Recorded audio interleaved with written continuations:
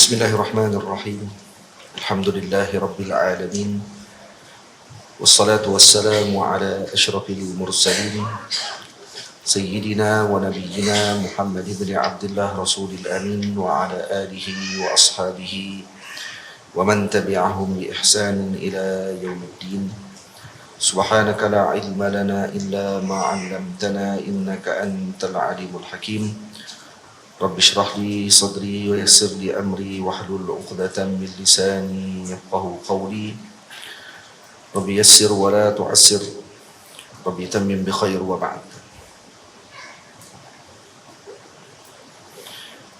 Assalamualaikum warahmatullahi wabarakatuh.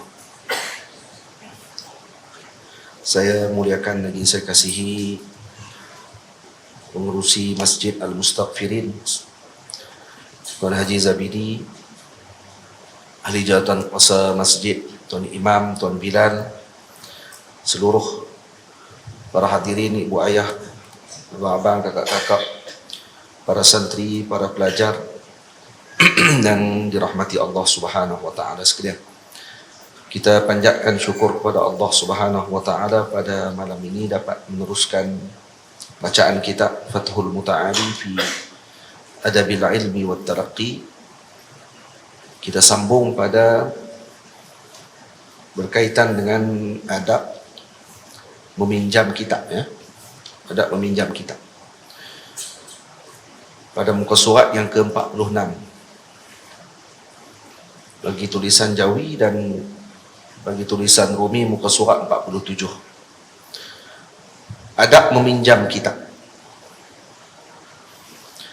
Jika engkau pinjam kitab, wahai akhi, jagalah seperti nyawamu sendiri. Jangan dikotorkan atau dirosakkan. Bukalah dengan cermat perlahan-lahan. Jika lembaran kertas ingin dibuka, air liur pada jari jangan guna. Serahlah kitab yang telah engkau pinjam pada waktu, jangan buat pejam. Meminjamkan kitab itu adab mulia, bantu membantu tak bakhilkan nikmatnya.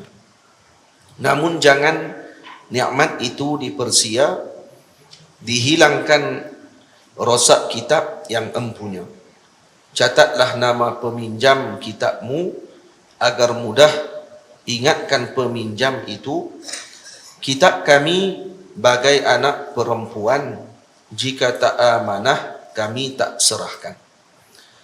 Ini antara adab dalam meminjam kitab yang disusun khusus oleh para ulama dalam sebahagian kitab para ulama dalam adab-adab berkaitan dengan alatul ilm. Ini adab-adab berkaitan dengan alat ilmu. Di antara alat ilmu yang terbesar adalah Alkitab. Apa dia makna alat? Dia sebut alat tadi ada ma yutawassalu ilal maqasid, yang menyampaikan kepada maksad, kepada tujuan. Sesuatu yang menyampaikan kepada tujuan, maka ia dipanggil alat. Jadi adab meminjam kitab. Jika engkau pinjam kitab, wahai akhi, jagalah seperti nyawamu sendiri. Wahai saudaraku, jika engkau meminjam kitab orang yang lain punya, maka hendaklah engkau menjaganya seperti engkau menjaga nyawamu sendiri. Jadi ini ada syai' minal mubalaghah. Ada mubalaghah untuk menunjukkan bahawa kitab ini adalah seakan-akan ianya adalah roh bagi seseorang tersebut. Seperti mana kita memakan makanan untuk menghidupkan jasad kita yang berbentuk jasadi, jasmani ini, memerlukan makanan ruji untuk kita makan. Maka kitab adalah seperti makanan rohani bagi seorang penuntut ilmu tersebut. Karena itu, bila mana kita meminjam kitab milik orang lain, maka hendaklah kita menjaga kitab tersebut dengan sesungguh-sungguhnya. Karena menghasilkan ataupun mendapatkan kitab yang diperlukan adalah dituntut. Sama ada dengan dibeli, sama ada dengan mengambil pinjam, ataupun dengan upah, membayar untuk kita meminjam kitab tersebut. Kenapa? Karena kitab adalah alatut tahsil. Kitab adalah alat untuk kita menghasilkan ilmu, dan tidak sekadar hanya mengumpul kitab sahaja yang dipuji di dalam syarak, tetapi yang lebih penting adalah mengamalkan dan menghafal isi kandungan kitab tersebut. Karena itu disebut oleh seorang penyair, "Idza lam takun hafizan wa'iya fajam'uka lil kutbi la yanfa'u." Kalau kamu bukan seorang yang menghafal dan juga yang mengambil perhatian dengan isi kitab tersebut dengan baik, fajam'uka lil kutbi la yanfa'u. Pengumpulan kamu terhadap kitab tadi tidak bermanfaat. Tamam? Ramai orang kan ada anak-anak cucu tengok kitab Tok Wan dia lama-lama duk ada dalam rumah. Maka dia pun kata sayang ni. Kalau jual sayang, kalau nak bagi ke orang pun sayang. Dia kata baik kita simpan kerana dia khazanah. Khazanah yang ditinggalkan oleh datuk. Tak. Idza lam takun hafizan wa'iyya. Kalau kamu tidak boleh menjaga dan juga mengambil perhatian atau mengambil manfaat dengan kitab tersebut dengan baik, fajam'uka lil kutbi la yanfa'u. Mengumpul kitab saya tidak bermanfaat. Maka diserahkan kepada yang lebih berhak untuk mengambil manfaat dengan kitab tersebut, seperti para alim ulama, seperti para tulabul ilm, penuntut ilmu yang mampu untuk mengambil manfaat daripada kitab tadi itu lebih baik daripada dimakan bubuk dan anak-anak. Jika engkau pinjam kitab, wahai akhi, jagalah seperti nyawamu sendiri. Ini cuma, ni bab dia berkenaan dengan kalau kita pinjam kitab orang, maka kena perhati elok-elok dan kena pastikan seakan-akan itu adalah nyawanya kita, yang kita tidak akan rosakkan kitab tersebut sama sekali. Jangan dikotorkan atau dirosakkan. Ini salah satu bentuknya. Bagaimana nak jaga kitab tersebut? Maka saya tafsirkan pada bait yang seterusnya itu. Jangan dikotorkan atau dirosakkan, bukalah dengan cermat perlahan-lahan. Jadi kalau kata kitab itu milik orang lain, maka kena jaga. Kita meminjam barang orang, maka lebih lagi untuk kita jaga. Beza dengan orang zaman sekarang ni, kurang adabnya dalam apa sahaja pinjaman. Benda apa yang pinjam saja, dia akan anggap bukan barang dia, maka dia boleh buat sesuka hati dia. Kalau kereta sewa ataupun pinjam, dia akan naik seakan-akan macam kereta tu tidak ada tempat yang akan rosak. Mana tak ada bumper, apa ni dia punya, orang panggil apa tu? Matok tu apa dia?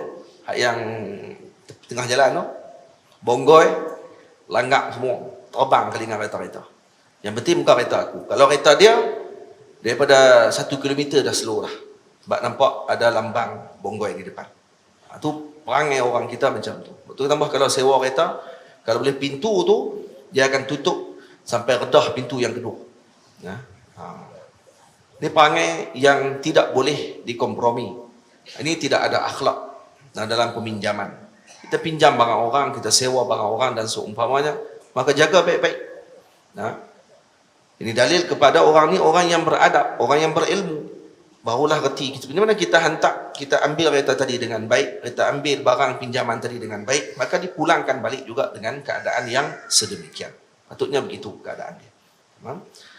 Jadi kalau kita lebih lagi, kerana ianya adalah alat untuk ilmu, alat untuk kita mengenal Allah Subhanahu wa taala, alat untuk kita mendekatkan diri kepada Allah dan Sayyidina Rasul sallallahu alaihi wasallam, lebih-lebih lagi kutubuddin, kitab-kitab agama, maka hendaklah kita menjaganya dengan baik. Jangan dikotorkan atau dirosakkan. Bukalah dengan cermat perlahan-lahan. Kitab sekarang alhamdulillah elok dah dicetak dengan baik, kemudian orang panggil dilekat dengan gam yang elok. Beza dengan kitab zaman dulu yang dijahit dengan jahitan tangan. Sekarang masih ada lagi lah. Masih ada di Mesir kitab-kitab yang sedemikian. Maka kita kena perhati elok-elok kitab tadi, bagaimana cara untuk membuka kitab tersebut. Khususnya kalau kitab-kitab tadi kitab yang sudah lama ataupun kitab yang berharga, atau bahasa orang sekarang diguna di bahasa rare, dia kata. Ini kitab-kitab yang nadir, kitab-kitab yang langka, maka lebih-lebih lagi untuk kita jaga dan jangan suka hati untuk kita buka. Dan kena minta izin dulu. Minta izin dulu. Jadi buka dengan perlahan-lahan, tengok dengan perlahan-lahan dan hati dengan baik. Jika lembaran kertas ingin dibuka, air liur pada jari jangan guna. Ni. Kalau lembaran tadi kita nak buka, jangan gunakan air liur kita di jari. Ramai kan orang kalau pinjam kitab orang, dah kali nanti akan penuh hitam dekat sini. Kis dia, air liur dia duduk guna. Duduk ni, tolak. Jadi ini kena hati-hati, khususnya dengan mushaf, atau mashaf, atau mishaf, boleh baca 3. Mushaf boleh baca 3. Mim tu boleh dibacakan dengan 3 baris. Mushaf boleh, mishaf pun boleh, mashaf pun boleh. Boleh baca 3-3. Yang tu lebih lagi kena jaga. Beradab dengan mashaf Al-Quranul Karim, maka jangan digunakan air liur kita. Karena ianya dikira sebagai menjijikkan. Terkena pula kepada kitab Allah Subhanahu wa taala. Maka jangan kita lakukan sedemikian. Itu juga dengan kitab orang. Kitab orang ketika kita gunakan macam tu, maka hukumnya adalah haram. Kenapa? Karena dia milik orang lain. Faham?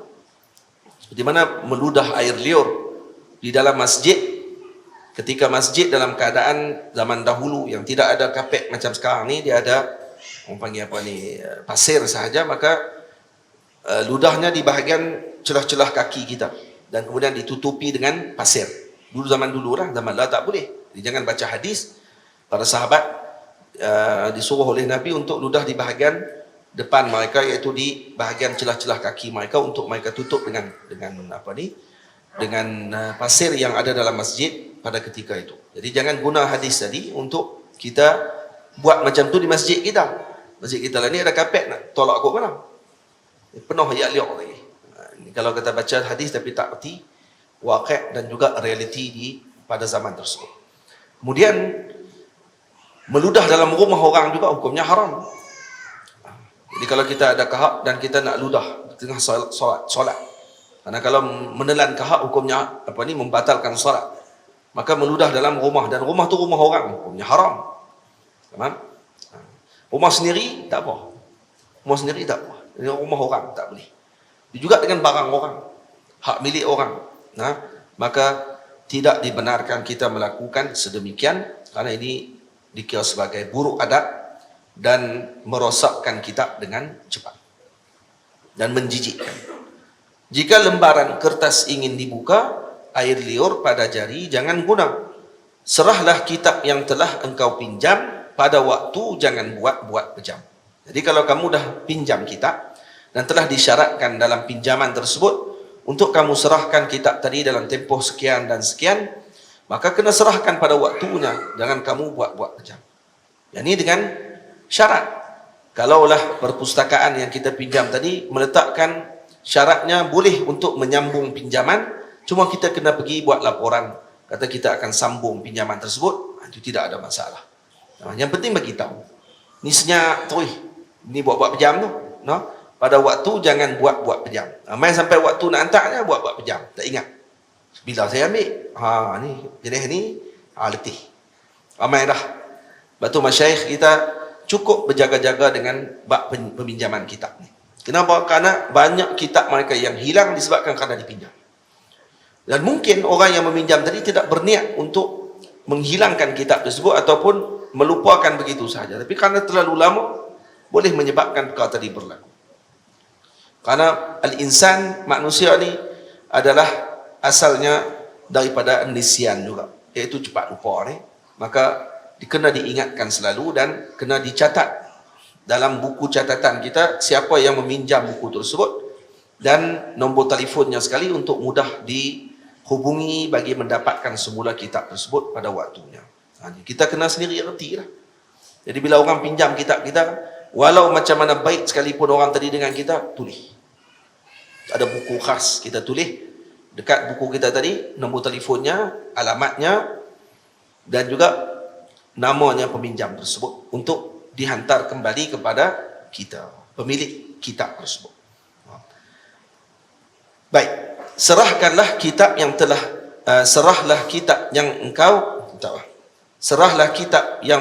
engkau pinjam pada waktu, jangan buat pejam.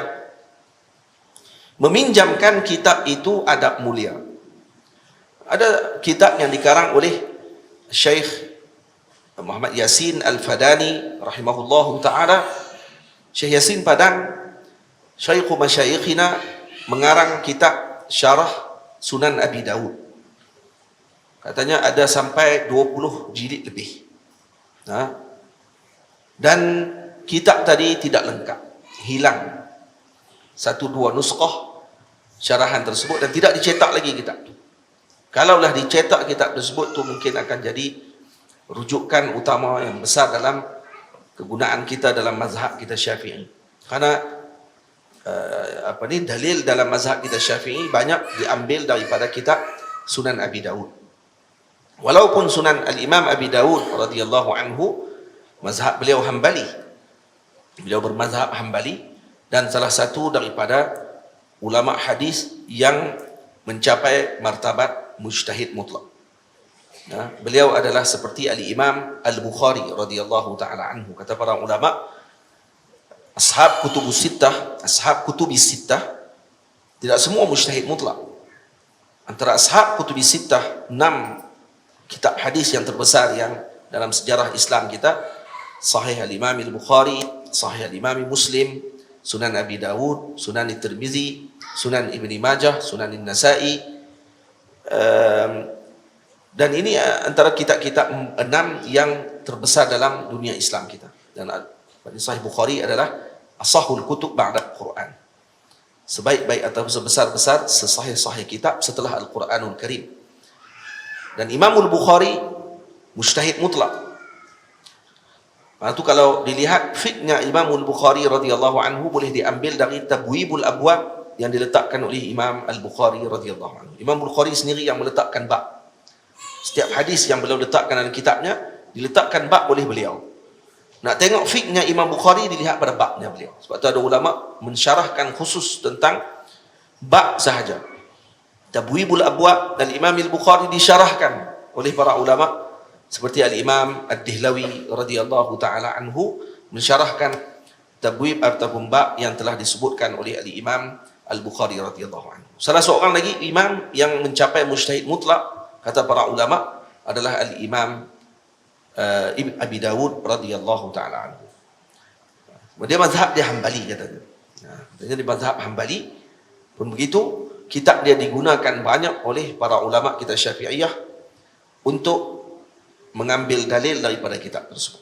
Dalil-dalil hadis banyak yang digunakan oleh mazhab kita disenaraikan oleh Al-Imam Abi Dawud dalam kitabnya. Maulana Syekh Yasin Al-Fadani sangat ta'alluq hatinya, terikat hatinya dengan kitab tersebut. Sehingga beliau mensyarahkan kitab tadi. Keluar 20 lebih jilid. Selesai. Dilasaf, yang menyedihkan, hilang kitab tadi sebahagian nuskhahnya. Iaitu beberapa jilid tu hilang. Sebahagian mengatakan yang hilang tadi disebabkan kerana orang-orang daripada Padang sendiri, daripada Indonesia, waktu ketika musim haji, mereka akan datang bermalam di maktabahnya Syekh Yasin Al-Fadani. Itu antara sebab dia juga tu, dia bermalam kerana ada orang kampung Syekh. Jadi bermalam di maktabah Syekh. Mungkin kerana tak ada hotel dan seumpamanya, mereka bermalam di situ. Dan ada di antara mereka yang panjang tangan, konon untuk mengambil barakah, dicuri kitab Syekh, bawa balik kampung. Curi satu ya. Jadi dia kata, dia dah ni tulisan tangan pula. Dia kata ni berkat ni sebab tulisan tangan. Dia kira berkat hak tu saja. Dia tak tahu kata hilang setengah lah. Bawa balik kampung. Macam tu pun ada juga salah satunya sebab kata sebahagian para murid beliau. Sebahagian lagi menyebut antaranya Maulana Syekh Ali Jumaah hafizahullah. Syekh Ali pernah sebut juga kata apa dia diambil oleh jin. Jin pun curi kitab tersebut. Sebahagian kata macam tu. Dia punya Syekh Yasin Al-Fadani, karangan beliau ni bukan hanya diinginkan oleh manusia, jin juga ambil, kata Maulana Syekh Ali, ikhtatafathul jin, diambil oleh jin. Jin curi kitab tu. Baik. Jadi bila kata pinjam saja, maka jangan buat-buat lupa untuk kita serahkan kembali dan diberikan balik kepada tuannya. Kerana itu bukan hak kita. Baik. Meminjamkan kitab itu adab mulia. Bantu membantu, tak bakhilkan nikmatnya. Ni pinjam kitab tu akhlak yang mulia sebenarnya. Ya. Sesuatu yang mulia kerana apa? Kerana kita membantu orang. Sebab tu disebutkan oleh Syekh Al-Imam Badruddin Ibnu Jama'ah radhiyallahu anhu dalam kitabnya Tazkiratus Sami' wal Mutakallim, kata beliau, yustahabbu i'aratul kutubi liman la darara alaihi fiha mimman la darara minhu biha. Disunatkan meminjamkan kitab kepada orang yang tidak mudarat alaihi fiha, tidak mudarat ke atasnya, ala man fiha, yakni fi al-i'arah, yakni pada peminjaman tersebut. Jadi kata tak masalah kalau kita meminjamkan kitab kepada orang yang tidak bermasalah dan tidak mudarat kalau dipinjamkan kitab kepadanya. Berbanding dengan orang yang bermasalah kalau kita meminjamkan kitab kepadanya. Dia akan ubah kitab, dia akan garih kitab kita, dia akan pergi tanda kitab tu. Dia pinjam kitab kita, lepas tu dia pergi mengaji, dia kata kitab ni pergi mengaji, dia kata saya pun dah tak ada, tak ada nak minta izin, dia kata saya pun dobit habis kitab-kitab tuan. Dia kata boleh tak jual kat saya kitab tu? Dia dobit dah, kata dia minta nak beli. Jangan, minta izin dulu. Minta izin dulu. Jadi pinjam kitab kena niat macam tu, kena niat untuk kita jaga sungguh-sungguh kitab tu. Dan wa kariha 'ariyataha qaumun, sebahagian ulama membenci dipinjamkan kitab. Meminjamkan kitab dibenci oleh sebahagian kaum di kalangan ulama. Fal awwalu aula, kata al-Imam Badruddin Ibnu Jama'ah, pandangan pertama itu lebih aula, iaitu meminjamkan kepada yang tidak mudarat padanya peminjaman itu lebih aula daripada tidak membenarkan dipinjam kitab. Tamam. Lima fihi min al-i'anati 'ala al-'ilm. Kenapa? Karena itu padanya terdapat bantuan ataupun kita membantu seseorang dengan ilmu. Karena disebut dalam kaedah al-muta'addi aula min al-qasir. Karena muta'addi aula min al-qasir. Karena yang bersikap imbal balik itu lebih baik daripada hanya kebaikan tadi tergantung pada seorang saja. Maka kalau dikongsi itu lebih baik daripada hanya mendapatkan kebaikan daripada seorang saja. Tamam. Ada seorang lelaki datang bertemu dengan Abu Atahiyah. Katanya, "A'irni kitabak." Saya nak pinjamkan saya akan kitab kamu wahai tuan. Kata lelaki ini. Qala, kata Abu Atahiyah, "Inni akrahu dhalik." Saya tak suka, kata dia. Saya tak suka kitab saya dipinjam. Faqala, "Ama 'alimta anna al-makarima mawsulatun bil makarih?"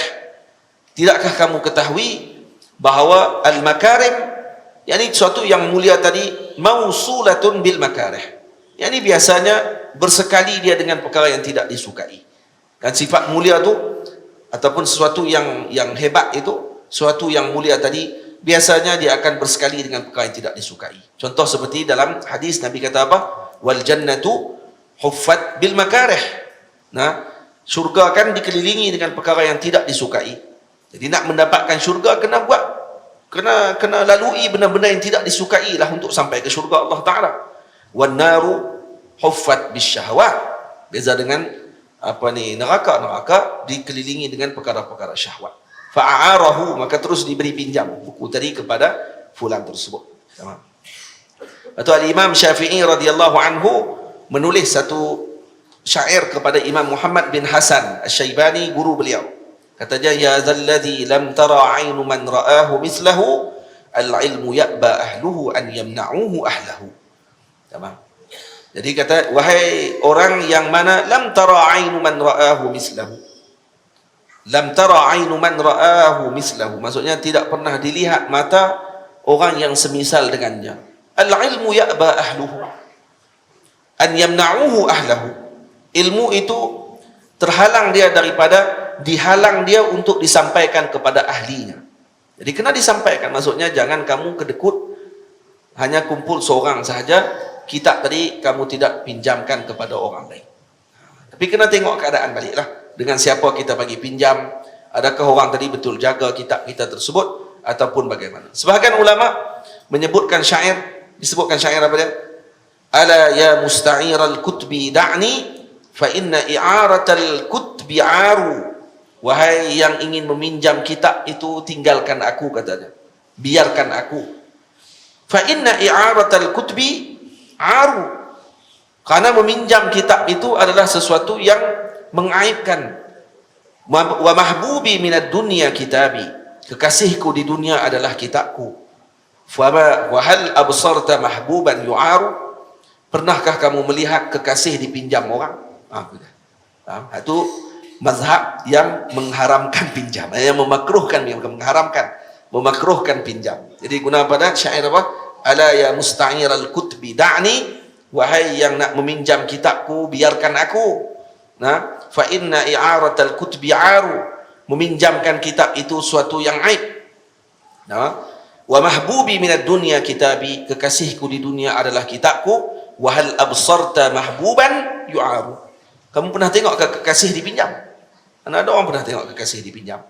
Nah, isteri kita boleh orang pinjam? Mana boleh? Tamam? Kekasih kita, anak dara kita boleh dipinjam.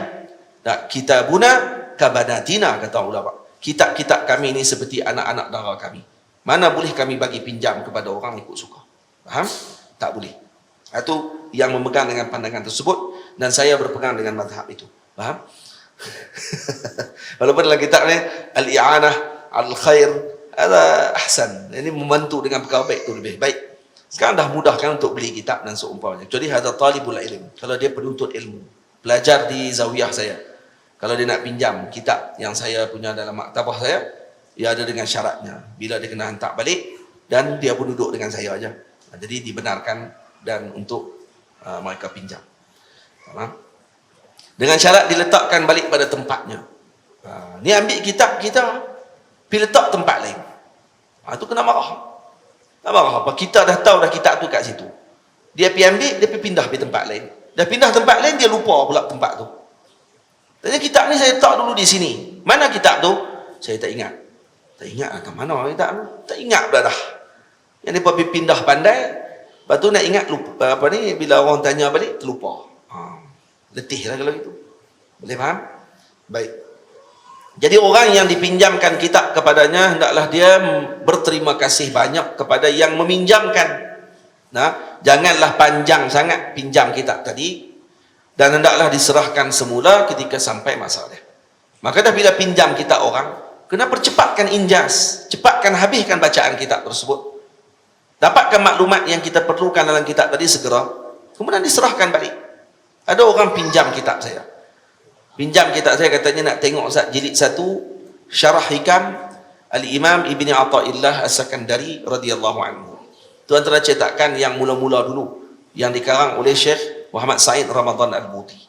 Waktu Syekh Buti datang ke Mesir, kebetulan saya bawa kitab tu jumpa Syekh waktu tu di Ma'rad Kutub. Jadi pameran kitab antarabangsa. Syekh Muhammad Said Ramadan Al-Buti, pengarang kitab sendiri, alim kabir, mujtahid, datang waktu tu di Qahirah. Ramai orang waktu tu, dan kebetulan saya pula waktu sampai ke Maktabah Darussalam tu, Syekh tengah duduk waktu tu di situ. Dan ada peluang untuk pergi jumpa, salam dengan Syekh, dan kemudian bagi kitab tadi dekat dia, dan beliau pun sign kitab. Ada sign dia depan tu. Ada seorang kawan kita ni, kata dia, boleh saya nak pinjam, ada masalah dalam tu, jilid 1 saya nak rujuk balik. Sampailah, kakak 10 tahun dah hilang kitab tu. Dan saya tahu siapa dia yang pinjam tu, tapi saya tak mau lah. Lepas tu lah ni duk hantam kita pula lah. Pak Long tu duk lawan gitu, kata kita macam-macam dalam Facebook apa semua, dia duk kata kita kuat. Nah, kitab kita tak ingat tu. Kitab kita duk kat dia saja, tak mau sebut. Nah. Kata kat kita, sebab kes politik ya. Nah. Oh, kata kita macam-macam. Saya cuma tak mau sebut ya. Tak apa nak kata pun, kitab bagi balik ya. Nah. Kitab tu ada kat dia tu. Nah, Allahuakbar lah. Kalau dengar ni, hantar balik lah tu ya. Nah. Kalau lah tiba-tiba terdengar kita cakap hari ni, kena hantar balik ya. Nah. Hak kita dengan kawan-kawan kita pun kita tak jaga, maki bukan main hebat lagi. Tapi tang kitab, terlupa. Pernah ambil manfaat, pernah baik dengan orang dan seumpamanya. Ni orang panggil orang yang tak boleh dijadikan sebagai teman. Tak boleh dijadikan sebagai teman. Karena apa? Karena suka berkhianat kepada teman-teman sendiri. Baik. Meminjamkan kitab itu adab mulia. Bantu-membantu, tak bakhilkan nikmatnya. Namun jangan nikmat itu dipersia, dihilangkan rosak kitab yang empunya. Jadi kalau pinjam kitab tu ya mulia. Karena kita membantu dengan perkara yang baik. Cuma janganlah nikmat tadi dipersia-siakan, hendaklah kamu menjaganya dengan baik, janganlah dihilangkan, janganlah dirosakkan kitab tersebut. Tamam? Namun jangan nikmat itu dihilangkan, rosak kitab yang empunya. Ini kena parti elok-elok. Kita kalau pinjam kitab orang, jaga elok-elok. Bukan kitab sahaja, apa sahaja yang kita pinjam, maka hendaklah kita jaga dengan baik. Tamam? Lebih besar daripada itu adalah tubuh badan kita sendiri. Roh kita ini. Ini semua pinjamannya daripada Allah. Maka hendaklah dijaga dengan baik perkara tersebut, dijauhkan daripada perkara-perkara yang dilarang oleh Allah Subhanahu wa taala. Juga isteri kita, anak-anak kita, semuanya pinjaman daripada Allah. Maka kena jaga elok semua yang telah Allah Taala bagi pinjam tadi. Jangan dirosakkan mereka dengan perkara yang tidak baik. Jangan dirosakkan mereka dengan menyebabkan mereka tidak diberi didikan yang baik dengan agama Allah Subhanahu wa taala. Kan nanti kita akan disoal nanti. Apa yang kamu lakukan dengan barang pinjaman yang telah aku pinjamkan kepada kamu? Tamam? Umur kita semua ni pinjaman daripada Allah. Jangan kita menongkat langit, ingat kita ni nak hidup selama-lamanya kan dalam muka bumi Allah Taala. Tamam? Catatlah nama peminjam kitabmu agar mudah ingatkan peminjam itu. Jadi catat nama. Kita kalau orang pinjam kitab kita, catat nama. Tuan-tuan yang dirahmati Allah, sepatutnya bagi seorang Muslim ini kena ada maktabah mini dalam rumah dia sikit. Kena ada ruang dalam rumah dia tu sebagai untuk tempat letak kitab. Rumah orang tak ada kitab ni, ini orang yang tidak ada roh sebenarnya. Maksud tidak membaca. Sekarang tak ada baca Ustaz. Sekarang semua dalam handset. Sekarang semua dalam handset. Betul juga tu kan. Kau pakai PDF lah dia. Kata kitab buat apa? Tak payah nak pindah. Ni kita beli semua. Buh dalam PDF semua. Taklah handset ni semua ada dalam ni. Ni beratus-ratus kitab ni. Saya dalam handset ni saja. Ni dalam handset ni saja ni ada berapa kitab ni dalam ni. Dalam iPad, dalam iPhone dia boleh kita letak kitab dalam ni. Dalam ni saja ada, saya tak ingat ni berapa ni. Lebih kurang dalam 637 buah kitab dalam ni. 637 buah kitab. Dan sangat berguna, masya-Allah. Sangat berguna kitab-kitab tadi. Untuk kita rujuk selalu. Dan saya tahu pula kitab apa yang ada dalam tu. 637 tu semua saya tahu. Tahu semua lah sebab saya download. Jadi saya tahulah kitab apa dalam tu. Jadi bila ada masalah yang tertentu, kalau ni, oh ada kitab tu dalam ni. Boleh buka balik cari. Nak cari tu teruk lah. Sebab kadang dia save nama tu lain. Kita nak cari tu, buah nama kitab tu, memang tobat tak jumpa. Dia kitab Arab. Hak yang Arab yang download kitab tu pula, dia pergi tulis ni MOG besar, orang letih kita. Dia jenis tu. Arab dia jenis tu. Dia macam Tazkiratus Sami'. Kan? Kitab Tazkiratus Sami'. Kita ingat tulis Ta, Zal, Kaf, Ra tu tulis tu lah. Ada dalam kitab ni? Tak ada. Rupanya dia tulis apa? T, Z, K, besar. Tu, weh, kok suka dia? Letih kita tulis. Memang tobat tak jumpa. Jadi kena cari satu-satu. 637 kitab yang saya dah download. Alhamdulillah. Ada yang berjilid-jilid. Ada yang 4 jilid. Ada yang 5 jilid. Dan seumpama. Berguna kan? Tapi memegang kitab, mencium bau ni, itu lebih berharga bagi ahli kitab. Tak ahli kitab ni Yahudi dengan Nasrani, tak. Ahlul kitab ni maksudnya orang yang berkecimpung main dengan kitab ni, dia masuk maktabah, bau kitab saja sudah menerawang pemikirannya pada waktu tersebut. Dia dipanggil apa ni dalam bahasa ni? Dipanggil apa, Alif? Kalau orang panggil, kalau gila kitab ni apa dia orang panggil? Gila kitab apa dia, Alif? Apa dia?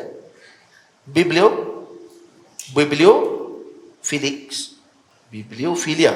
Oh, bibliofilia. Bibliofilia. Nama dia. Bibliofilia. Itu dipanggil gila kitab. Kan pedofilia kan gila budak. Itu gila babi itu. Kan pedofilia kan tengok budak pun dia jadi bernafsu. Bibliofilia tengok kitab bernafsu dia. Bukan bernafsu maksud dia naik syahwat dia tak. Dia tengok kitab dia tak boleh. Dia lupa orang lain. Dia panggil bibliofilia. Dan kita ada penyakit tu sikit. Saya dengan guru saya Maulana Syekh Ahmad Mamduh pun katanya ada macam tu. Dia kata, Syekh yang sebut kat saya tu, Syekh kata, Muhammad, aku kalau masuk maktabah, seakan-akan macam tak kenal orang lah. Bukan Syekh sebut, minta maaf, kawan Syekh sebut. Jadi kita azan dulu. Kawan Syekh sebut. Kawan Syekh apa ni nama Aiman. Kami pergi ke Saudi, ke Jeddah. Dia sambut kami di Jeddah. Pergi jumpa dengan ada sebahagian masyayikh di situ. Dia kerja engineer kalau tak silap saya di Jeddah. Kawan baik Syekh saya. Jadi dia yang bawa kami. Jadi waktu kami singgah di Darussalam di Jeddah, Syekh masuk, saya pun masuk. Lalu dekat Syekh, dia tak perasan. Saya lalu. Lepas tu bila Syekh keluar, dia main kat dalam kereta, dia tanya, kamu tak masuk Muhammad? Loh, saya duduk lalu depan dia tadi. Dia tak perasan. Nah, bila saya masuk dulu awal, Syekh Aiman ni kawan Syekh. Dia kata kat saya, dia panggil Ahmad lah kat Syekh, kawan dia. Dia kata, Syekh kamu tu, Ahmad tu, kalau duduk dalam kedai kita, siapa pun dia tak kenal. Dia kata, oh masalah. Masalah. Kalau duduk dalam kitab dia, tak kenal siapa pun. Dia pegang kitab, tak ingat orang dah. Bila masuk tu Syekh beritahu saya, kata, ni ada penyakit, dia panggil bibliophilia, dia panggil. Gila kitab. Kitab apa saja. Saya tengok. Lalu kok bila kerja nak masuk? Sebab ada kitab dalam tu. Walaupun kitab dalam tu, tak apa-apa. Kita tak tahu tulis apa, tak tahu. Macam-macam kitab tu kan, dengan novel, dengan apa semua ni. Saya pergi Indonesia, saya masuk ke maktabah di Sunan Kudus. Tengok novel mereka. Saya rasa lebih, saya pun tak tahu lah. Saya rasa lebih bermanfaat pula tengok tulisan-tulisan daripada yang banyak di Malaysia ni. Tak pun heran lah. Tulis apa pun tak tahu. Novel-novel cinta banyak, novel apa semua. Tengok di sana rasanya lebih bermanfaat kitab-kitabnya. Hatta novelnya. Tu tak kira buku-buku agama dia lagi. Pondok-pondok dia keluarkan kitab-kitab, tak kira lagi. Jadi rambang mata kita tengok dengan kitab-kitab yang dikeluarkan oleh mereka. Kita masih ke belakang dalam bab tu. Moga-moga akan jadi semakin baik insya-Allah. Dalam bab berkenaan dengan kitab dan seumpama. Kena ada. Buayah semua kena ada. Dan ni sebab tu orang perempuan jangan marah sangat kalau lelaki letak kitab dekat ruang tamu. Jangan marah. Ada orang perempuan yang marah dia tahu semua nak letak kitab. Ruang tamu pun nak letak kitab juga. Ruang tamu bagilah ruang besar sikit bagi tetamu main.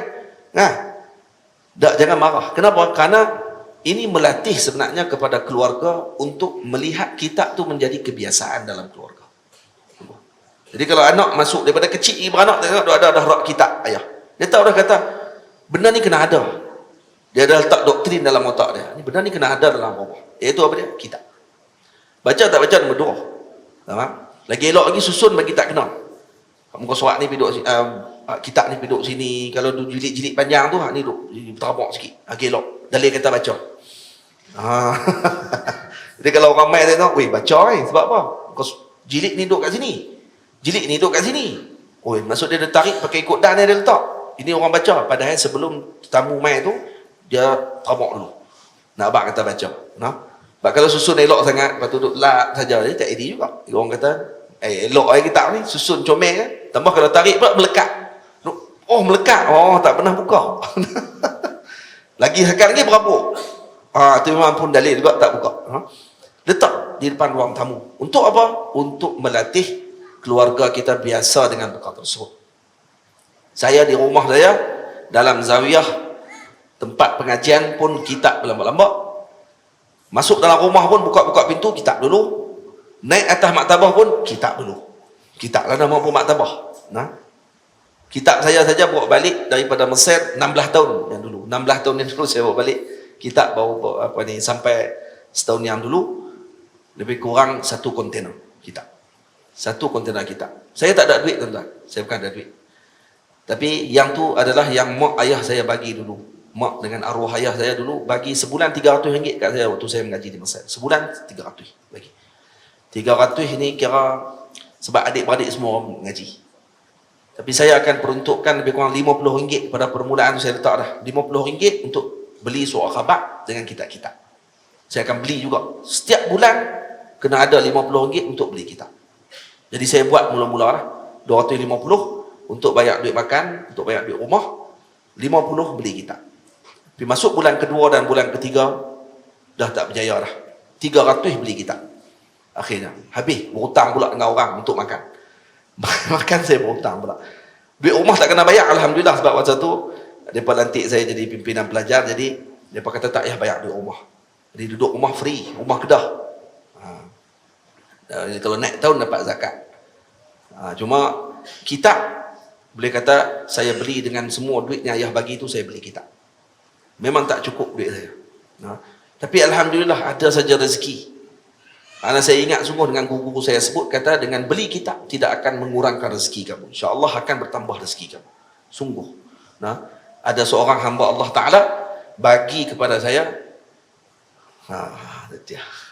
Dia ni selepas dah saya balik Malaysia apa semua kali. Dia bagi dekat saya, untuk saya saja 100 ribu untuk saya beli kitab. Cash bagi. Dia bagi saya 500 ribu. 500 ribu dia nak bagi kat saya 500 ribu. Saya kata saya tak mau. Dia nak bagi tulis 500 ribu bulan bank. Nanti dulu. Saya tak tahu bila saya nak beli. Nanti dulu sabar dulu kata. Sebab saya pernah beritahu saya nak buka kedai kitab. Dia kata tak apa, saya nak bagi tulis 500 ribu.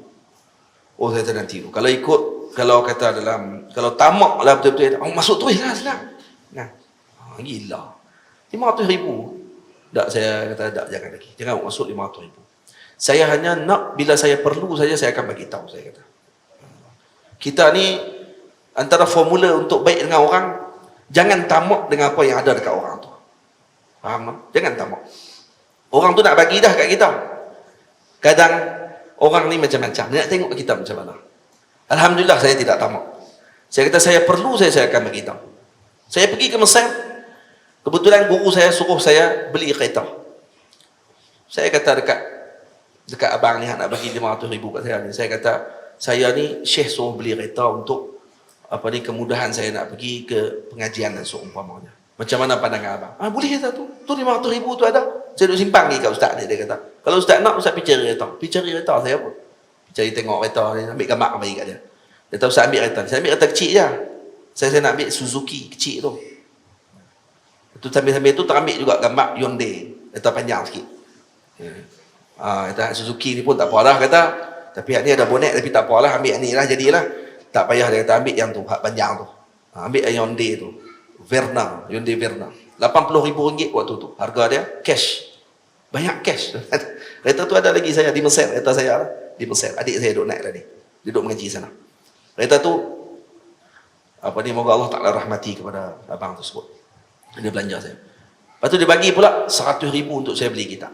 100 ribu. Dan saya beli dengan 100 ribu tu semua. Tak ada tinggal sikit pun duit. 100 ribu tu beli kitab semua. Tak ada, saya mak dah. 100 ribu ni saya beli kitab termasuk sekali dengan penghantaran balik. Boleh ke tidak? Dia kata dah duit ustaz, sila pulang kat ustaz nak buat apa-apa. 100 ribu saya minta. Beli kitab tadi, banyaklah kitab tu. Semua yang duduk di Zawiyah sekarang ni adalah kitab tu. Daripada sebahagian lah. 100 ribu tu. 100 ribu kitab boleh dapat lebih kurang dalam 30 kotak Marlboro. 30 kotak Marlboro lebih kurang. 1 ribu. Masa tu, sekarang tak ada dah macam tu. Kalau sekarang 1 ribu tu lebih kurang 15 kotak je rasanya. Kotak kitab.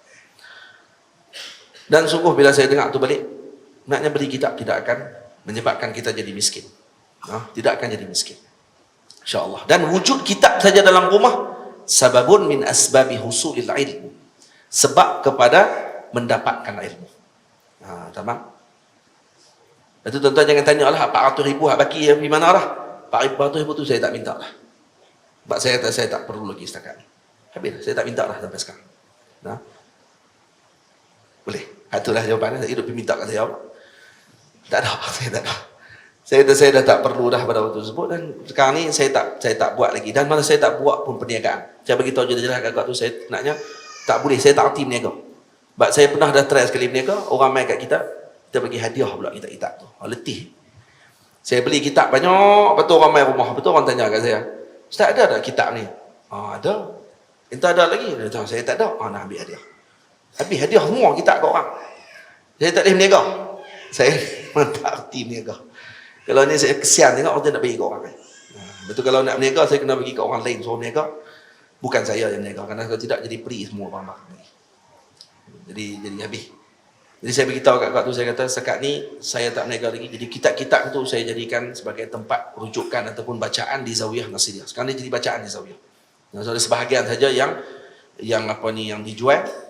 Tapi kebanyakannya semua yang ada dalam Zawiyah tu adalah kitab tersebut yang nanti akan diletakkan dalam maktabah di Zawiyah Nasiriyah. Itu sebahagiannya. InsyaAllah nanti Zawiyah akan ada maktabah besar di atas masjid Zawiyah. Masjid Agung Zawiyah, di atasnya ada maktabah besar. Jadi nanti pun akan diperlukan kitab-kitab juga. Moga-moga nanti ada lah orang yang ada jiwa tersebut untuk sumbang kitab dan seumpamanya bagi kegunaan para santri di Zawiyah Nasiriyah nanti. Kita rujukkanlah nanti. Kita buat maktabah. Berapa kali? 40 kali 40? 40 kali 40 maktabahnya. Luah maktabah tu 40 kali 40. Betul ada, kita buat 2 tingkat pula dalam tu. Untuk letak pula kitab tadi di atas dinding bahagian atas untuk boleh naik jadi macam balkoni dalam maktabah. InsyaAllah.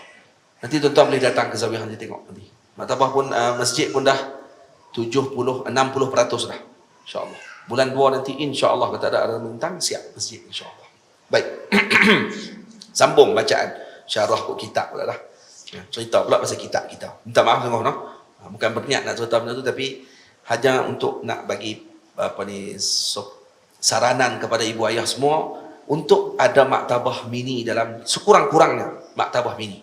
Kalau ada maktabah besar dalam rumah, alhamdulillah. Ahsan, tu lebih baik. Kalau ada ruang dalam rumah kita yang kita boleh buat maktabah khusus untuk anak-anak duduk di situ tiap-tiap hari tengok kitab, bau kitab saja pun sudah memadai. Nah, itu sangat-sangatlah baik.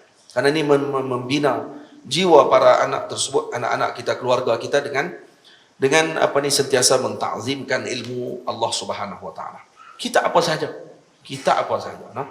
Dan kena ajar anak-anak kita untuk memuliakan kitab. Walaupun komik sekalipun. Kitab lukisan Superman, lukis Mickey Mouse, nah, pun kena hormati. Kenapa? Karena itu ada tulisan. Suruh dia angkat, letak di tempat yang tinggi. Jangan letak di bawah dan seumpamanya. Walaupun buku macam tu. Tak perlu sebutlah kata, ni buku ni boleh tak buat lapik punggung. Tak payahlah macam tu. Buku apa pun kena muliakan. Kena hormati. Nah, jangan diletakkan sikap macam tu kepada anak-anak kita, apatah lagi para murid kita. Nah, barulah akan jadi masyarakat yang bertamadun insya-Allah.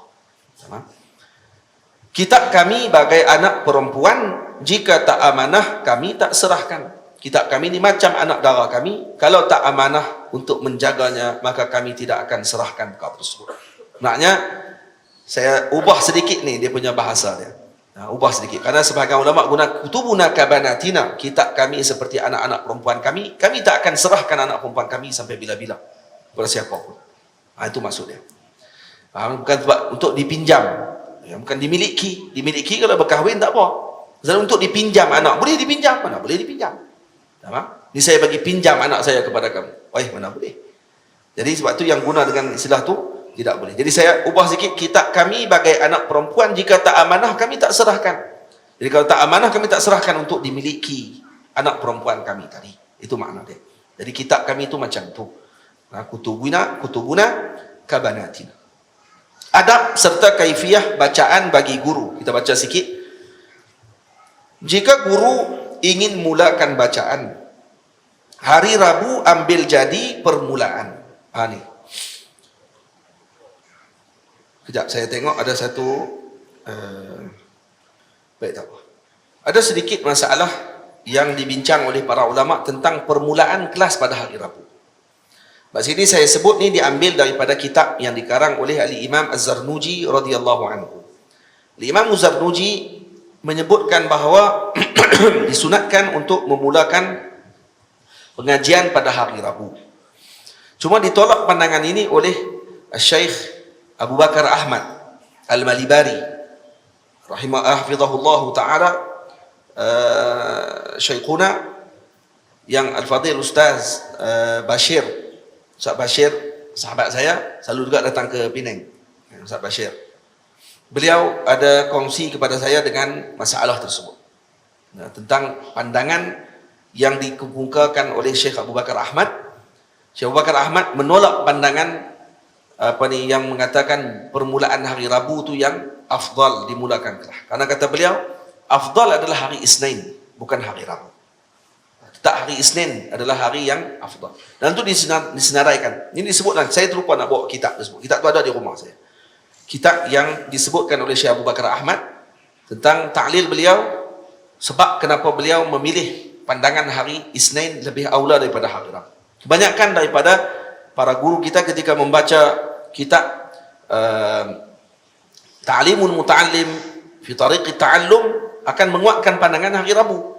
Tapi Syekh Abu Bakar Ahmad meletakkan ta'lil yang kuat untuk mengatakan bahawa hari Isnin adalah hari yang lebih baik. Saya cari balik ni dalam ni kok ada dia punya simpanan, saya punya perbincangan dengan beliau tu, rupanya dah tak ada lah. No? Tak ada. Ya ada. Alhamdulillah. Masih ada lagi.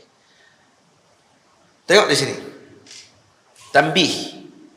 I'lam anna afdala al-ayyami li bidayati ad-darsi yawm al-itsnain. Tengok, sini kata Syekh Abu Bakar Ahmad dalam kitabnya Tazkirul Qari bi Syarhil Bukhari. Tazkirul Qari bi Syarhil Bukhari. Syekh ada syarah Sahih Bukhari.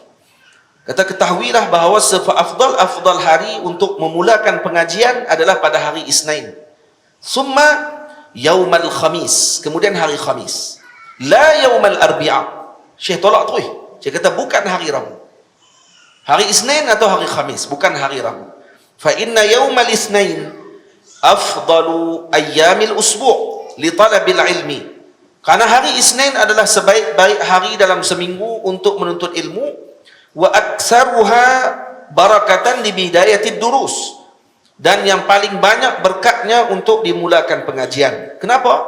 Karena disebutkan oleh Rasul sallallahu alaihi wasallam daripada Sayyidina Anas bin Malik, utlubul ilma yaumal itsnain fa innahu muyassarun li talibih.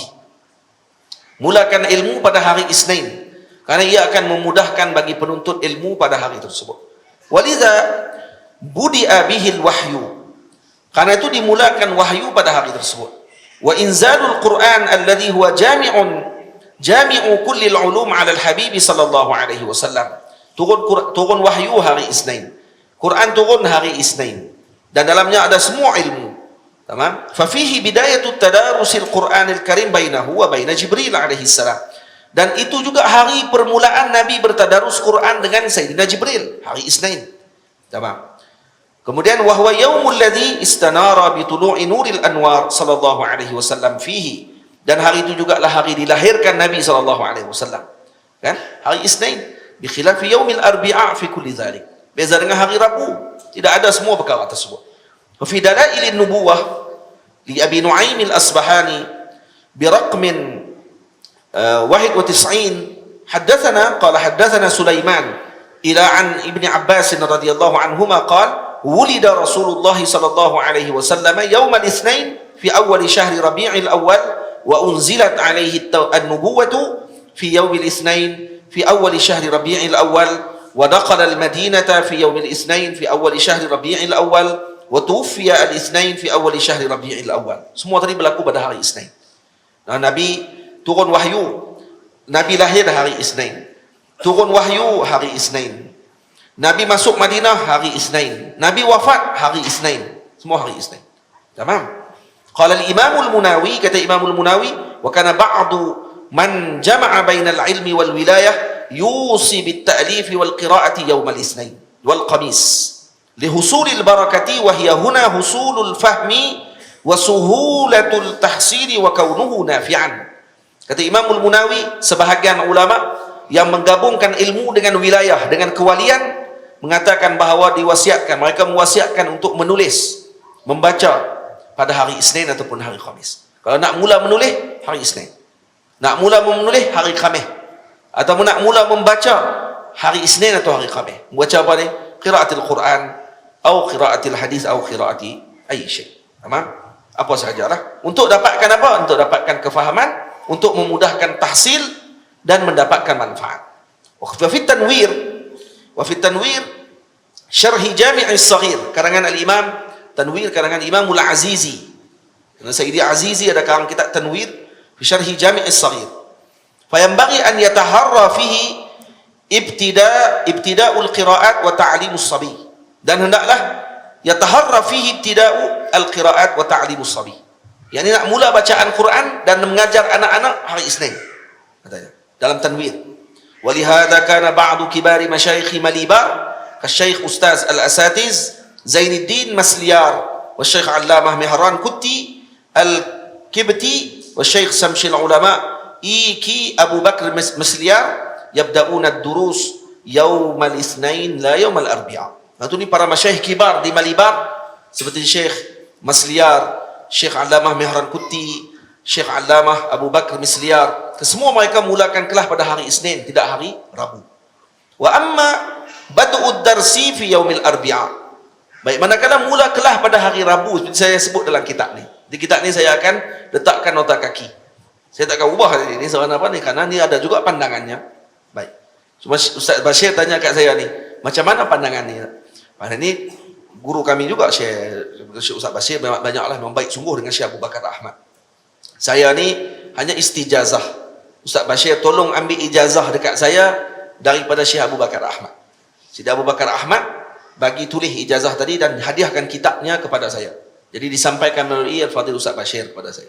Jadi itu dipanggil istijazah. Istijazah maksudnya kita tak jumpa dengan guru tersebut, tapi ada sahabat kita pergi jumpa ataupun guru kita sendiri pergi jumpa dan dia tolong minta ijazah dekat kita. Pun sampai juga, bersambung juga sanad kita dengan fulan tadi. Kenapa? Karena kita sezaman. Nah. Dan saya ketika Syekh datang ke Mesir, saya tak sempat jumpa dengan beliau. Tak sempat jumpa, tak ada peluang untuk pergi ke majlis beliau kerana saya ada kelas dengan para guru saya. Dan Syekh Abu Bakar Ahmad ini baca kitab Hikam Ibni Athaillah, dia mufti India sekarang ni. Syekh Abu Bakar Ahmad kan ni mufti kerajaan India. Beliau baca kitab Hikam di maqam Al-Imam Ibni Athaillah As-Sakandari. Kemudian dia minta izin dengan Sidi Ibni Athaillah untuk meriwayatkan dan membacakan kitab ini. Maksudnya dia dah baca kitab tu 30 tahun di madrasah beliau. Jadi balik daripada Mesir sampai di Dubai kalau tak silap saya. Ini diceritakan oleh Maulana Syekh Usamah Al-Azhari dalam majlis pembacaan kitab Hikam di maqam Al-Imam Ibn Athaillah. Kami membaca Hikam di maqam Al-Imam Ibn Athaillah dan Maulana Syekh Usamah bagi ijazah pada hari tersebut. Syekh Jamal Farouk, Syekh Yusri Rushdi, Syekh Jabr, Syekh Muhanna dan seumpamanya ada hadir sekali dalam majlis itu. Kami baca pada awal sampai habis Hikam. Kemudian Syekh pun bagi tahu kata antara sanad yang nadir yang didapatkan adalah sanad Syekh Abu Bakar Ahmad. Karena beliau mendapatkan terus sanad Hikam daripada Imam Ibn Athaillah min tariqir ru'ya, daripada mimpi, daripada jalan mimpi. Dan sanad itu tak diiktibar lah dalam mazhab, dalam muhaddisin. Cuma ini sekadar tabarrukan. Kerana ini mimpi orang soleh. Jadi mimpi jumpa dengan Sidi Al-Imam Ibn Athaillah. Katanya beliau sampai di Dubai, mimpi waktu tu di hotel di Dubai. Dia mimpi malam tu datang seorang lelaki kepada beliau. Dan dia yakin kuat kata ini adalah Imam Ibn Athaillah. Tak pernah tengok kan, mana ada gambar. Tetapi dia yakin kuat kata ni Sidi Ibn Athaillah. Kemudian terus dia minta izin dalam mimpi tersebut. Dia kata, wahai Sayyidi, bolehkah diizinkan untuk saya ambil sanad terus dengan kamu, dengan kitab Hikam Ibn Athaillah As-Sakandari ini? Maka kata Imam Ibn Athaillah dalam mimpi, dia kata, boleh. Oh, betul ya Imam Ibn Athaillah. Sungguhlah. Boleh dia kata, tapi dengan syarat. Tidak boleh tinggal tahajud setiap malam. Itu syarat dia. Tak boleh tinggal tahajud. Maka Syekh Abu Bakar Ahmad terus waktu itu juga bagi tahu kat Sidi Ibn Athaillah dalam mimpinya. Katanya, saya ni anak murid ada puluh ribu orang. Anak murid dia di pondok dia di India, di Malibar, ada puluhan ribu orang. Setiap hari saya kena menguruskan dan juga melihat ahwalnya mereka. Jadi kadang-kadang ada waktu yang saya sangat letih dan kadang-kadang terlepas saya daripada tahajud. Lepas tu Sidi Abdullah diam. Dan dia tengok balik, dia kata, saya ijazahkan kepada kamu biduni syartin, tanpa syarat apa-apa. Boleh, tak ada masalah. Tak ada syarat apa. Nah, dan boleh dapat ijazah terus pada waktu tersebut. Jadi Maulana Syekh Usamah Al-Azhari, muhaddis, beliau kata apa? Ini antara sanad yang fakhir, maksudnya hanya sekadar untuk kebanggaan sahaja. Bukanlah kita kata itu diiktibar dalam ilmu sanad, tapi ia dipakai juga oleh sebahagian ulama untuk tabarrukan. Jangan isukan sangatlah, tak ada masalah apa pun. Jadi orang buat teruk.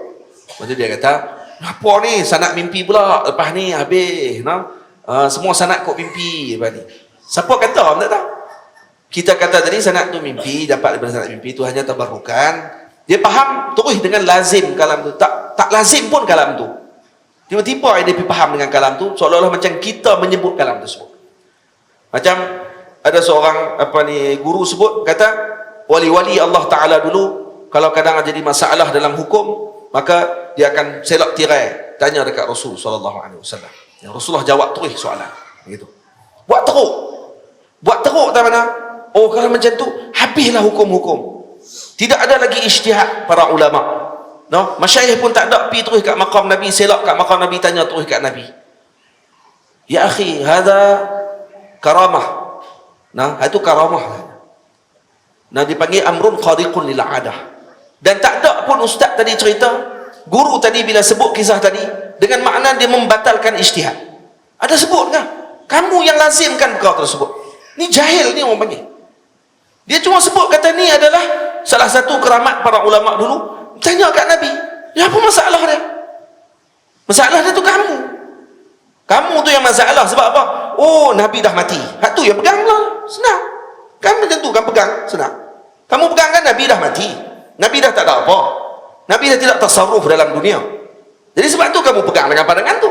Lepas tu kamu buat pelik ketika mana ada tok-tok guru cerita bab wali ni, terus kata, oh ni membatalkan terus membatalkan ijtihad. Tak ada lah ijtihad para ulama. Imam Syafi'i tak pernah pula dengar cerita kata biselok tirai. Tanya.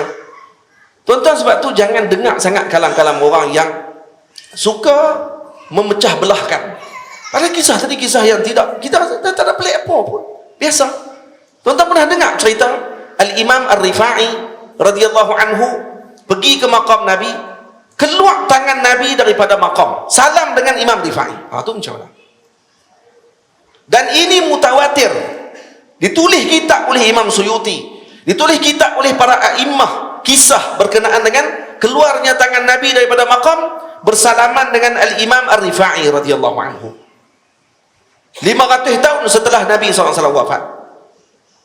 Keluar tangan Nabi dan dilihat oleh orang yang berada di Madinah pada ketika tersebut. Saya ada cerita dalam ada satu kuliah saya cerita. Saya baca kisah tu daripada awal sampai habis. Kisah tu disebutkan oleh ulama, dan kisah tu kata ulama ini antara karamat yang mutawatir.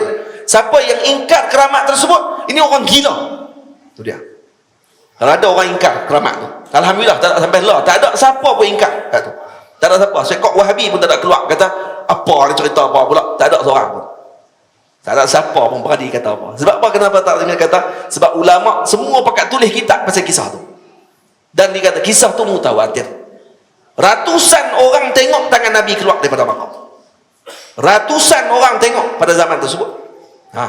Dan diceritakan ada masyayikh pada zaman tu, kalau bawa pergi jumpa, disuruh pergi salam. Dan ada seorang syekh ni tu, tua duduk dalam majlis ni. Ada seorang, dua orang, tiga orang. Pergi salam. Cium tangan. Salam cium tangan. Akhirnya apa dia yang dikata? Ayah dia kata apa? Ni kamu nak tahu?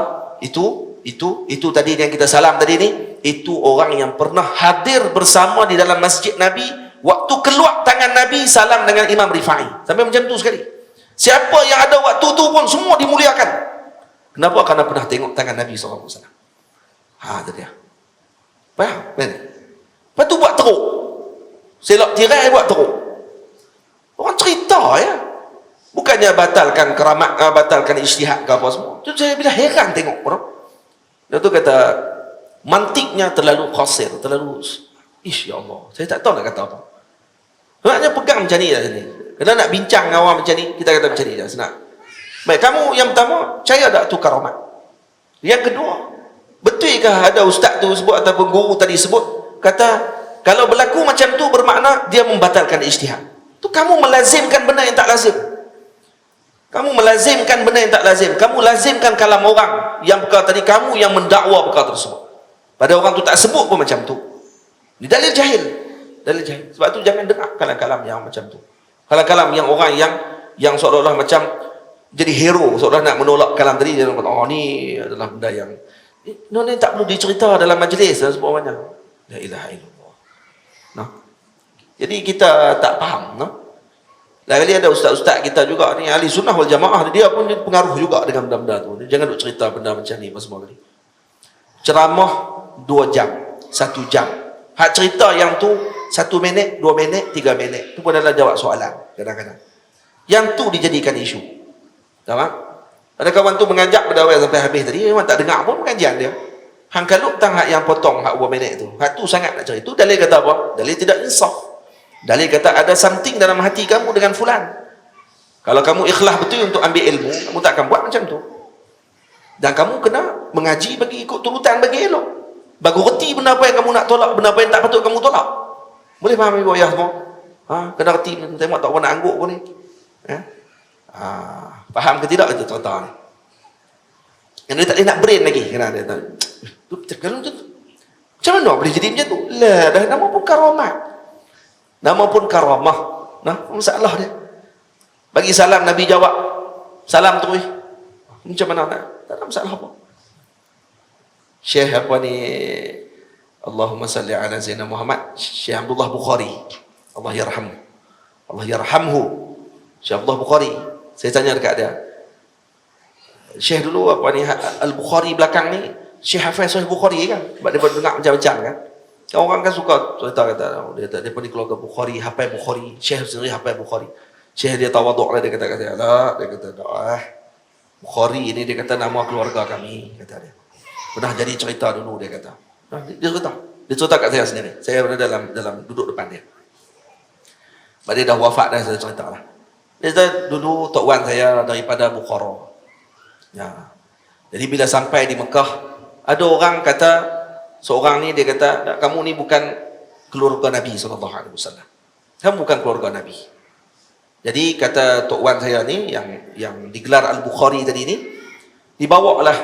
Tok wan kata tak apa, boleh. Kalau kata yang kawan ni mengaku dia keturunan Nabi dan dia nafikan Syekh tok wan kepada Syekh Abdullah Bukhari ni sebagai keturunan Nabi. Dia kata okey tak apa kalau kamu nafi betul, tak ada masalah. Kita pergi ke depan Nabi SAW, di maqam Nabi SAW. Bagi sana. Pergi di depan maqam Nabi. Sampai di depan maqam Nabi, ni Syekh Abdullah Bukhari cerita kat saya. Sampai di depan maqam Nabi, kemudian apa yang berlaku? Syekh kata, bagi salam. Siapa yang Nabi jawab, salam dia cucu Nabi. Bagi salam hak dia. Salam senyap, tak kata apa. Dia pula bagi salam. Assalamualaikum ya jaddi. Assalamualaikum wahai datukku, ya Rasulullah. Jawab salam tu. Waalaikumsalam ya waladi. Keluar suara daripada maqam Nabi SAW. Terus satu masjid dengar waktu tu. Satu masjid dengar pada waktu tersebut, kata Syekh Abdullah Bukhari. Dan kemudian dimuliakan datuknya beliau. Dan kerana itu kami nisbahkan diri kami kepada Al-Bukhari daripada datuk kami tersebut. Kata Syekh Abdullah Bukhari. Itu cerita dia. Ini cerita ni saya dengar terus daripada mulutnya Syekh Abdullah Bukhari sendiri. Syekh Abdullah Bukhari sendiri yang cerita kepada saya, yang fakir ini. Baik. Patah balik kepada kita berhenti lepas tu. Tengok tuan-tuan pun nampak macam dengan faham insya-Allah kan. Baik. Kemudian mula pada apa? Hari Isnin. Mula hari Isnin yang elok. Hari Rabu kata Syekh di sini, Syekh sebut apa hari Rabu? Wa amma bad'u darsi fi yaumil arbi'a atau arbu'a, boleh baca dulu. Arbi'a boleh, arbu'a pun boleh. Fahuwa ra'yu Ibrahim Az-Zarnuji Al-Hanafi sahibi risalati ta'limil muta'allim tab'an li ustadhihi Al-Marghinani Al-Hanafi sahibil hidayah amalan bi khabari yarwihi ma min amrin budi'a fi yaumil arbi'a atau arbu'a illa wa qattam. Jadi permulaan hari Rabu pula dengan pengajian ini adalah pandangannya Imam Ibrahim Az-Zarnuji radhiyallahu anhu sahib Ta'limul Muta'allim, yang merupakan beliau mengambil pandangan guru beliau, mengikuti pandangan guru beliau Al-Imam Al-Marghinani rahimahullah sahib hidayah, matan yang agung dalam mazhab Abu Hanifah. Imam Marghinani kena penjara dalam telaga. Jadi dia panggil anak murid dia, mai duduk atas telaga tu, dan dia baca matan tersebut dan ditulis oleh anak muridnya. Matan hidayah tu dengan imla. Dia baca. Tulis, dia kata. Duduk dalam penjara ni. Anak murid dia tulis balik matan tadi. Dan keluar matan tersebut waktu dia dalam penjara. Dengan imla, dengan ingatan beliau. Dan matan tadi disyarahkan oleh para ulama dalam mazhab Hanafi. Ini matan yang agung dalam mazhab Hanafi. Kalau macam kita, mazhab Abi Syuja' Ni matan hidayah. Matan hidayah ni macam matan minhaj. Macam matan minhajut talibin. Macam tu. Walakin hadzal khabar la yadhkuruhu hadisan ashabu majami'is sunnah. Jadi hadisnya katanya Sayyidina Imam Al-Marghinani meriwayatkan hadis ma min amrin, tidak ada suatu perkara budi'a fi yaumil arbi'a, yang kalau dimulakan pada hari Rabu, illa wa qaddam, melainkan akan sempurna kerja tersebut. Jadi kata Syekh Abu Bakar Ahmad, kata apa?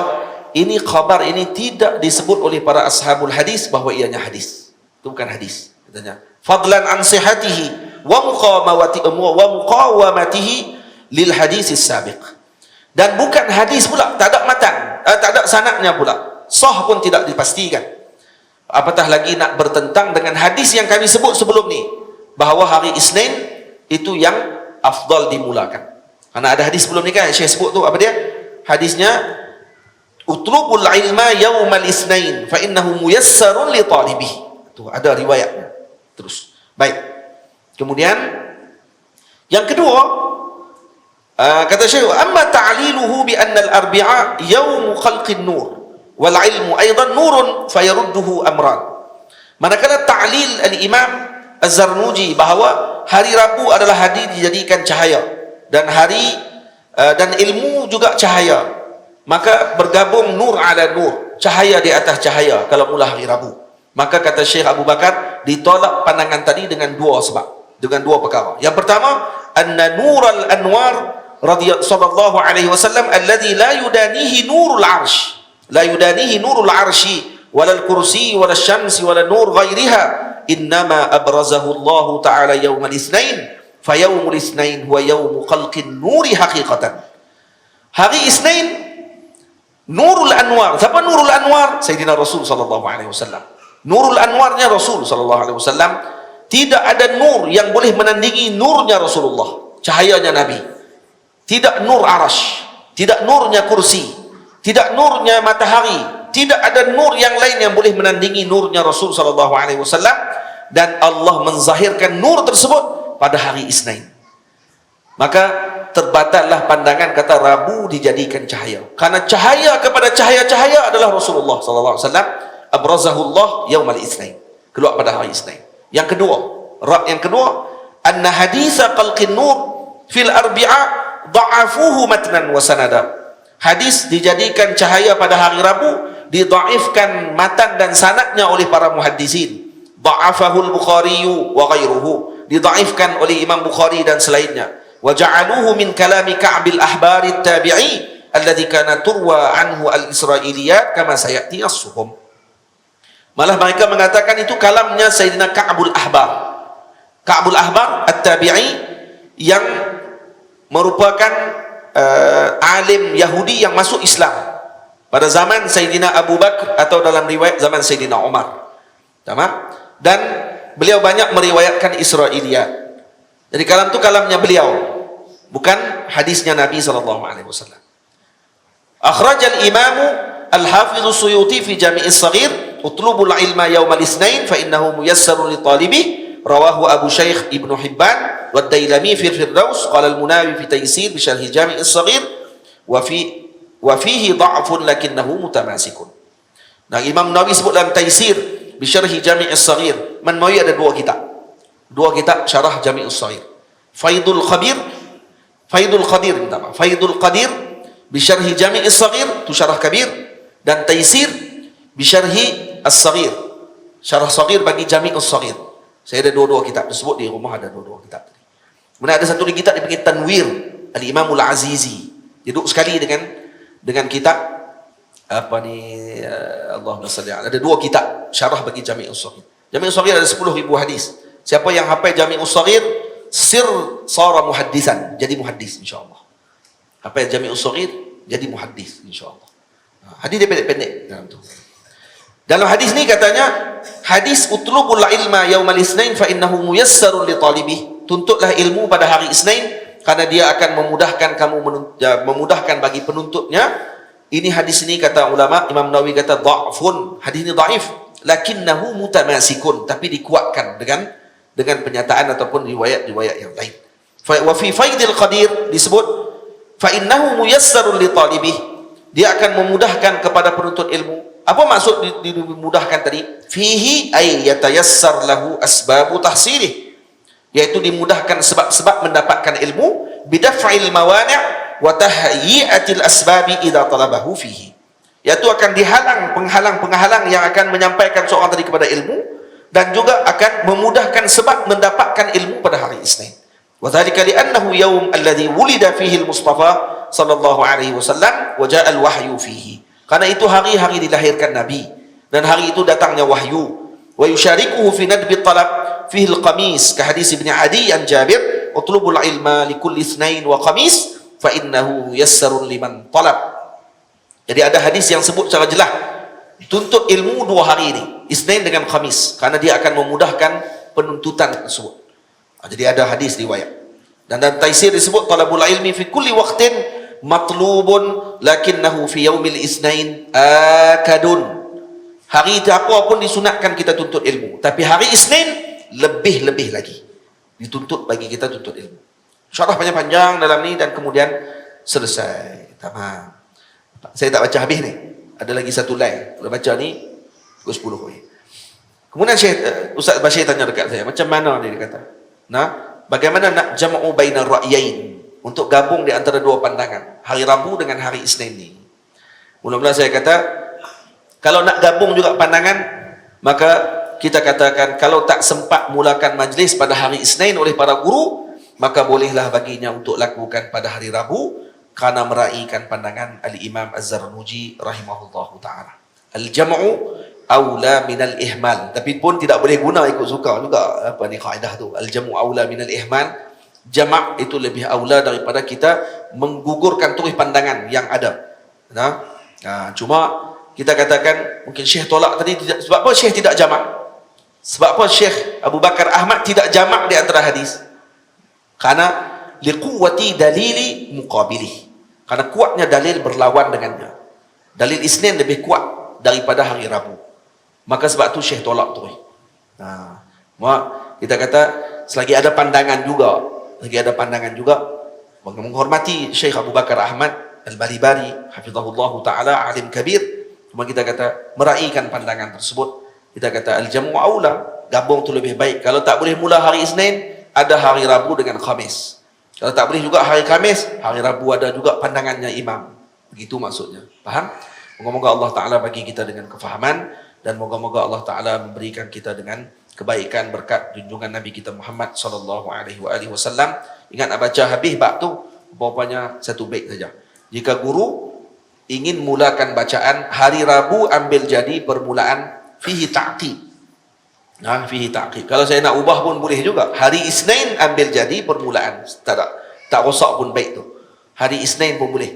Dan saya sebut hari Rabu. Nanti saya akan ta'qib, akan tulis dalam syarahan ini, ditulis pula pandangan yang terkuat adalah pada hari Isnin. Pandangan yang terkuat adalah hari Isnin, insyaAllah. Jadi saya mohon ampun, mohon maaf pada ibu ayah semua, pada adik-adik, para pelajar yang mengikuti majlis kita pada hari ini. InsyaAllah ada rezeki peluang bulan depan, kalaulah dipanjangkan umur oleh Allah Subhanahu wa taala, pengajian kita seperti biasa, kita akan khatam pada minggu depan insya-Allah. Saya akan cuba khatam minggu depan. Minggu depan, dah bulan depan. Bulan depan insya-Allah. Saya akan cuba baca ni sampai khatam. Khatam terus sekali lagi pertemuan. Jadi bulan lagi sekali itu kita akan baca kitab baru pula insya-Allah, kalau dijemput lagi ke sini. Kalau jemput lagi lah. Jadi saya akan baca kitab baru pula. Jadi kita lama sangat dah kitab ni. Jadi kita akan khatam mungkin bulan depan insya-Allah. Dan kita akan baca laju pada bulan depan dengan sehingga selesai insya-Allah.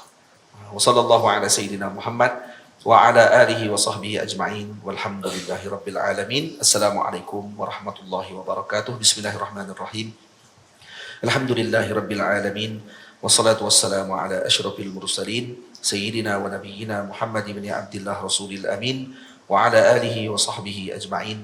Rabbana atina fid dunya hasanah وفي الآخرة حسنة وقنا عذاب النار ونهب لنا من أزواجنا وذرياتنا قرة أعين وجعلنا للمتقين إماما ربنا زدنا علما وسع رزقنا وبارك لنا فيما رزقتنا وجعلنا محبوبا في قلوب عبادك وعزيزا في عيونهم وجعلنا وجيها في الدنيا والآخرة من المقربين يا كثير النوال وحسن الفعل قائما بلا زوال يا مبدئا بلا مثال فلك الحمد والمنة والشرف على كل حال صلى الله على سيدنا محمد وعلى آله وصحبه أجمعين والحمد لله رب العالمين.